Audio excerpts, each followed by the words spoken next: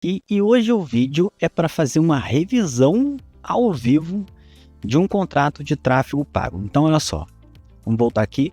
Esse aqui é um contrato de um cliente, é um contrato antigo, ele já tem ele desde 2022, ó, ele já usa desde 2022, e eu tirei os dados pessoais que tinham aqui dentro, e a gente, vamos passar ele aqui junto com vocês, tá? Então, olha só.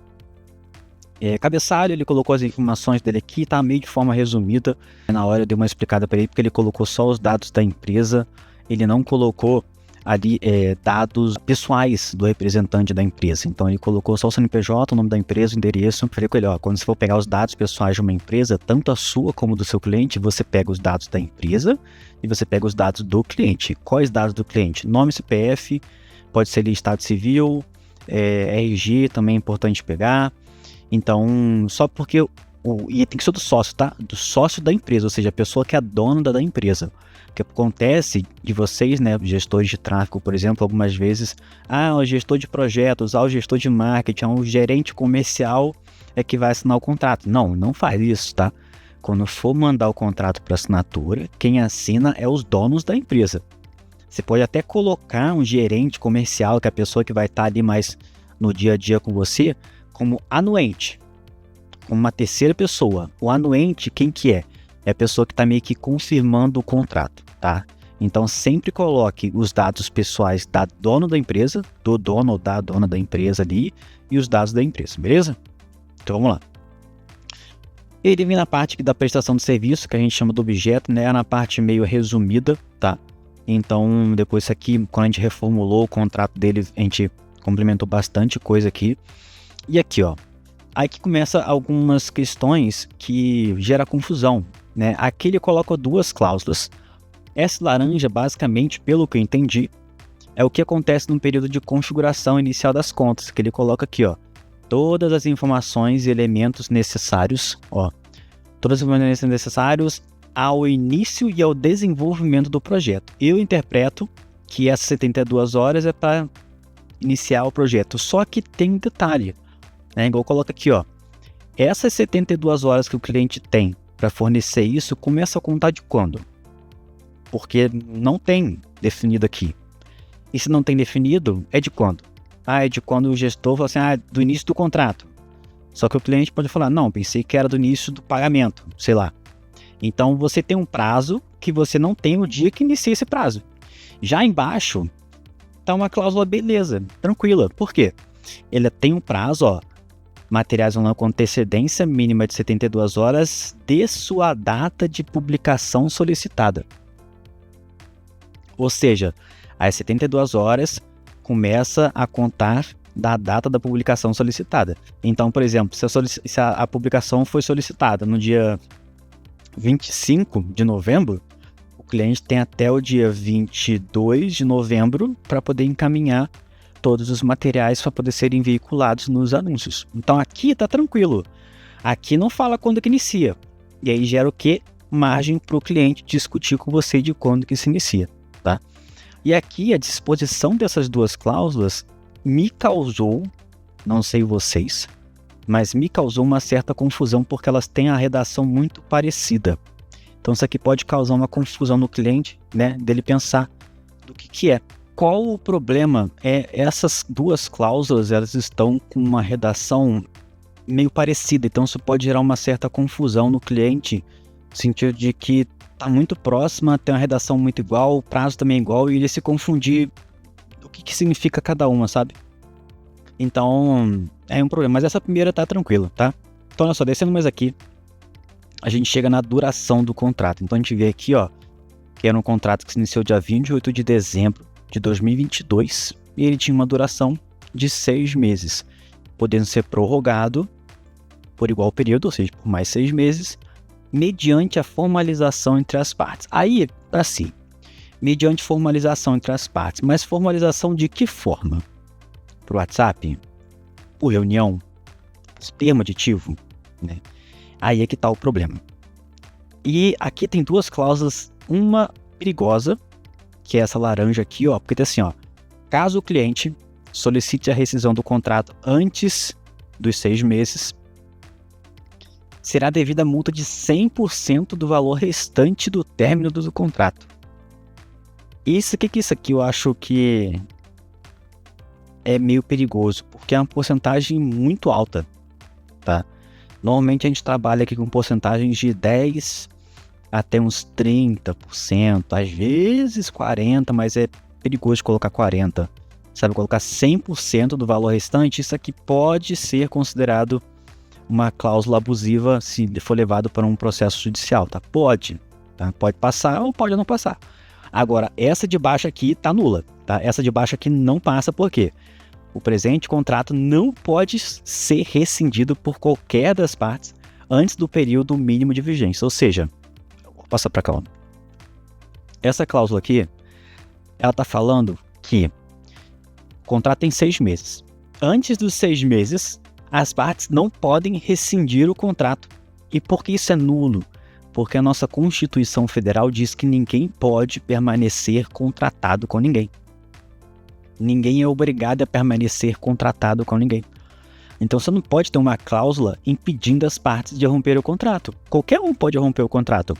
Aí vem a multa para fazer a pessoa pensar 2 vezes antes de romper o contrato. Mas essa forma aqui, ó, de falar que não pode romper o contrato é nulo. Se isso aqui chegar na justiça, normalmente o juiz vai anular essa cláusula aqui e falar que não tem sentido, não tem validade, porque você não pode impedir a pessoa de romper o contrato, tá? E aqui depois, ó, isso aqui eu marquei por quê? Isso aqui pode causar uma certa preocupação no seu cliente.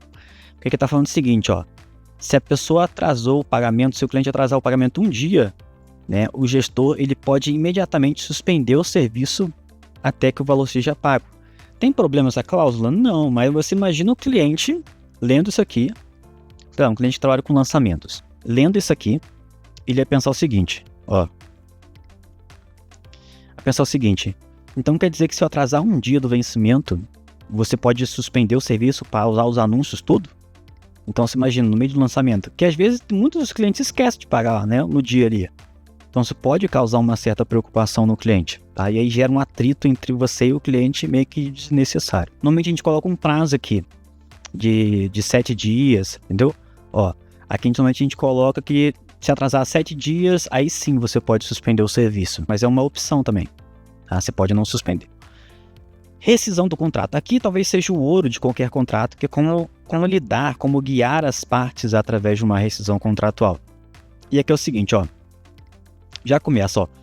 Presente contrato não poderá ser rescindido por qualquer uma das partes sem ônus. Ou seja, sem algum gasto, sem ressarcir o outro lado. Só que aí vem uma contradição. Por quê? Aqui em cima fala, ó, que se o cliente quiser romper o contrato, ele paga 100% do valor restante.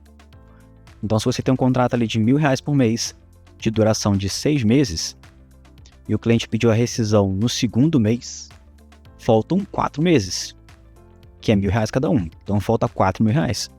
Aí vem uma multa de R$4.000 para o cliente poder pagar. Então, você pensa, tem essa multa para o cliente, né? É um ônus. Isso aqui é um ônus para o cliente. Se ele pedir a rescisão, ele tem um ônus de 100% do valor do contrato, né? Valor restante do contrato.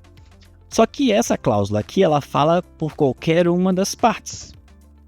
Ou seja, aqui em cima você tem um ônus do seu cliente. Mas cadê o ônus do gestor? E se o gestor pedir a rescisão? Né, ó, qual o ônus da contratada? Qual que é o prejuízo? Qual que é a indenização? Qual que é, entendeu? A punição que a contratada vai ter se ela pedir a rescisão? Não tem. Então aqui é uma cláusula que, se seu cliente ler, de novo, pode gerar um certo atrito entre você e ele, porque ele não vai encontrar aqui onde está a punição da contratada se você, né, que é a contratada, pedir a rescisão do contrato, tá? E aqui também tem, ó, em caso de rescisão em prazo inferior àqueles 6 meses de duração do contrato, será devido pela parte... Isso aqui tá confuso, porque tá assim, ó, se alguém pedir a rescisão antes dos 6 meses do contrato, será devido pela parte solicitante, ou seja, será devido a quem solicitou o valor total do restante do contrato. Eu mesmo não fiquei sem meio entender essa cláusula. Se você conseguir entender essa cláusula, você coloca aqui nos comentários, beleza? Se tiver feito sentido para você também esse modo, né, de vídeo fazendo uma revisão na hora, tá? Deixa o seu like ou compartilha ou deixa o seu comentário para eu saber se vocês curtiram esse tipo de conteúdo, beleza? Aqui amarelo é uma cláusula boa, tá? Uma cláusula que eu até utilizo nos contratos aqui. Essa é meio comum nos modelinhos de internet por aí afora, tá? Porque ela fala aqui, ó, que independentemente da hipótese de extinção do contrato, ou seja, se o contrato for rompido, a contratada, que no caso é o gestor de tráfego, não vai devolver nenhum valor pago pelo cliente dele. Então as mensalidades lá não vão ser devolvidas e também não vai eximir o cliente de pagar o valor restante. Imagina assim, que o cliente está com atraso ali de 2 semanas do pagamento e aí o cliente pede para romper o contrato. Aí ele fala assim, não eu quero romper o contrato, então não vou te pagar mais também. Não. Ou seja, os pagamentos restantes continuam válidos pelo serviço já prestado, tá? E os pagamentos já feitos não vão ser devolvidos. Então é uma cláusula muito boa, tá? Que eu uso também nos contratos aqui. E aqui, ó, é uma outra cláusula que é mais operacional. Que ele fala assim, ó, nenhuma das partes poderá ceder ou transferir os direitos e obrigações desse contrato sem o prévio e expresso consentimento da outra parte. Aqui é o seguinte, ó. Essa cláusula aqui, ela tá falando basicamente o seguinte: ninguém pode delegar as funções para outra pessoa sem um consentimento do outro lado. E por que isso aqui pode quebrar suas pernas dentro do contrato? Porque você que tem uma agência já, que você delega as suas funções. Você tem ali um gestor júnior, você tem um designer, você tem um social media, enfim. Você tem um outro PJ, um CLT que te auxilia com as demandas da sua agência. Esse contrato aqui fala o quê? Que o seu cliente, para você conseguir delegar as suas funções de tráfego para o seu gestor júnior, o seu cliente tem que confirmar isso. E se o seu cliente não confirmar isso? É você que vai ter que fazer. Então isso aí quebra as suas pernas, tá? Normalmente eu coloco essa cláusula, mas eu coloco uma redação diferente. Eu coloco que o cliente, você tem que apenas comunicar o seu cliente. Ele tem que ter ciência de quem está, né, ali gerenciando as contas e é uma pessoa que vai estar sob sua responsabilidade também. Então a gente coloca isso na cláusula. Porque colocar dessa forma, se o cliente um belo dia fala não, né, aí danou-se, entendeu? Você que vai ter que prestar aquele serviço, se você assinar o contrato, né? E aqui no fim, a gente encerrou. Aqui tinha outra parte também, ó, que ele fala assim, ó, que esse contrato, as partes firmam, né, o contrato, ou seja, oficializa esse contrato digitalmente, sendo de forma online, após a assinatura. Só que tá muito simples. Aqui normalmente a gente utiliza uma cláusula de assinatura eletrônica falando sobre uma medida provisória, que ela meio que regula essa questão de assinar o contrato eletronicamente e não cita aqui. Então fica muito fraco, sabe, de uma justificativa jurídica do porquê estamos assinando o contrato eletronicamente, ou se é válido mesmo, sabe? Mas então esse aqui é um modelinho, ó, clássico, né? 4 páginas, com cláusulas nulas, com cláusulas possivelmente abusivas. Outra questão aqui, ó, é um contrato em que o gestor recebia R$ 1.750 por mês. Não é um contrato de valor baixo, não, tá? E o que acontece? Dentro dessa cláusula de pagamento, não tem multa contratual por atraso. A gente tem a suspensão do serviço, o que é bom ter, mas não tem multa. Então, se atrasar um dia, o cliente não vai ser punido. Então, é muito fácil ele atrasar. Ele vai ser punido pela suspensão, né, que pode causar medo nele, mas não vai ter uma multa por atraso. E a outra questão é, aqui também não versa que você pode negativar o nome do cliente se ele não pagar. Porque para você negativar o nome de uma pessoa, você precisa avisá-la antes. Então, teria que ter uma cláusula aqui para falar assim, após 30 dias de atraso no pagamento, você já pode negativar o nome do seu cliente. Só que não tem nada disso aqui. Então, é outra brecha também. Aqui só fala de suspensão, tá?